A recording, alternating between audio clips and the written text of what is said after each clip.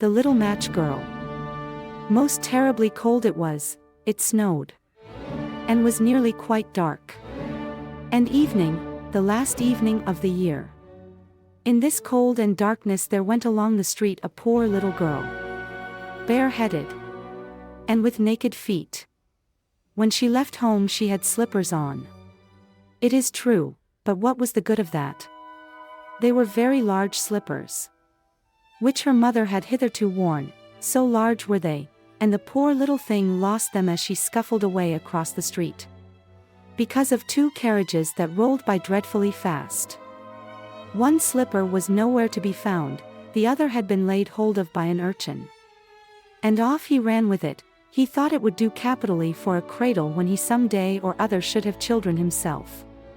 So the little maiden walked on with her tiny naked feet, that were quite red and blue from cold. She carried a quantity of matches in an old apron. And she held a bundle of them in her hand. Nobody had bought anything of her the whole livelong day, no one had given her a single farthing. She crept along trembling with cold and hunger, a very picture of sorrow. The poor little thing.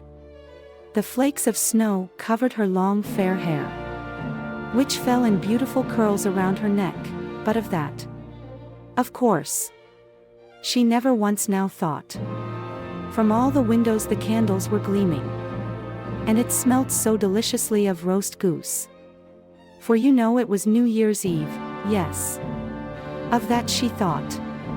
In a corner formed by two houses, of which one advanced more than the other, she seated herself down and cowered together. Her little feet she had drawn close up to her. But she grew colder and colder. And to go home she did not venture.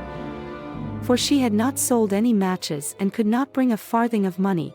From her father she would certainly get blows. And at home it was cold too. For above her she had only the roof, through which the wind whistled, even though the largest cracks were stopped up with straw and rags.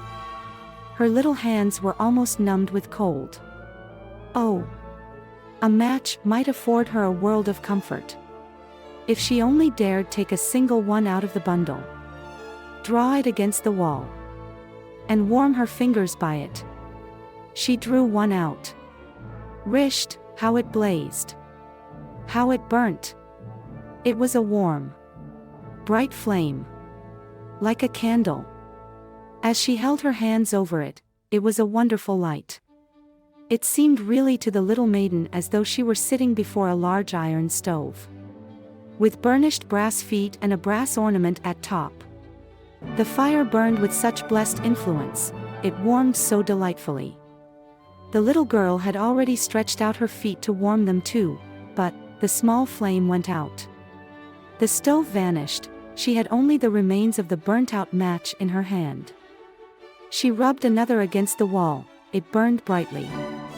And where the light fell on the wall, there the wall became transparent like a veil, so that she could see into the room. On the table was spread a snow-white tablecloth, upon it was a splendid porcelain service. And the roast goose was steaming famously with its stuffing of apple and dried plums.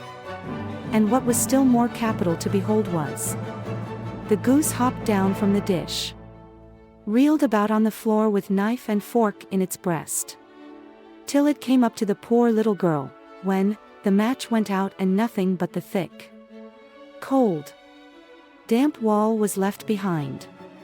She lighted another match. Now there she was sitting under the most magnificent Christmas tree. It was still larger and more decorated than the one which she had seen through the glass door in the rich merchant's house. Thousands of lights were burning on the green branches, and gaily colored pictures, such as she had seen in the shop windows, looked down upon her. The little maiden stretched out her hands towards them when the match went out. The lights of the Christmas tree rose higher and higher. She saw them now as stars in heaven. One fell down and formed a long trail of fire. "Someone is just dead," said the little girl, for her old grandmother, the only person who had loved her, and who was now no more, had told her. that when a star falls, a soul ascends to God. She drew another match against the wall, it was again light. And in the luster there stood the old grandmother. So bright and radiant. So mild. And with such an expression of love. "Grandmother," cried the little one. "Oh, take me with you. You go away when the match burns out, you vanish like the warm stove.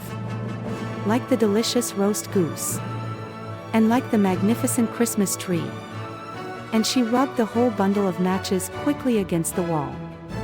For she wanted to be quite sure of keeping her grandmother near her. And the matches gave such a brilliant light that it was brighter than at noonday. Never formerly had the grandmother been so beautiful and so tall. She took the little maiden on her arm, and both flew in brightness and in joy so high. So very high. And then above was neither cold, nor hunger, nor anxiety, they were with God. But in the corner, at the cold hour of dawn, sat the poor girl, with rosy cheeks and with a smiling mouth, leaning against the wall, frozen to death on the last evening of the old year. Stiff and stark sat the child there with her matches, of which one bundle had been burnt. She wanted to warm herself, people said. No one had the slightest suspicion of what beautiful things she had seen, no one even dreamed of the splendor in which, with her grandmother, she had entered on the joys of a new year.